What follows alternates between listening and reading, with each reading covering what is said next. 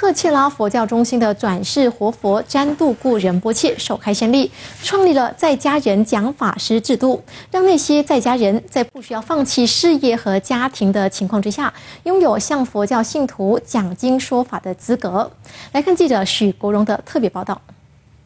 讲经说法过去一直以来都是出家和尚的工作，而这一次，即使是在家人也一样可以讲经说法，而这也成为了全球佛教的首创。克切拉佛教中心日前在精神导师詹杜固仁波切的带领下，举行了首个佛教讲法师授任仪式，让4名在家人在没有出家成为和尚或尼姑的情况下，依然能够向佛教信徒讲授佛经和佛法。这也意味着讲法师不需要因为讲经说法 而放弃自己对家庭和事业的责任，同时佛教也能够在当今社会中得以传承和弘扬。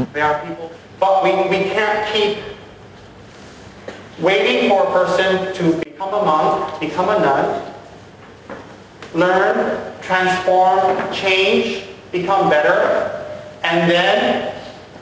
they share their experiences with others, like what I'm doing with you.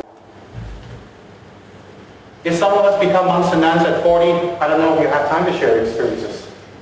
在这次的仪式中，4名跟随仁波切学习佛法多年的男女弟子受委任为讲法师。他们有的是企业主管，有的是专业人士，同时也拥有幸福的家庭。尽管他们不必出家，但还是必须遵守戒律。虽然我们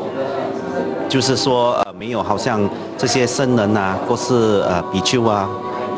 戒这么多，但是我们做的是一样的，非常深重的意义。第一，我可以就是帮助我的上司，就是完成他的心愿。然后第二呢，我觉得佛法是一个非常非常美妙的一个就是学问，它是一种生活的哲学。此外，克切拉佛教中心主席拿督美方也表示，讲法师在弘扬佛法之余，也必须服务大众，这样才能尽到讲法师的责任。NTV7许国荣特别报道。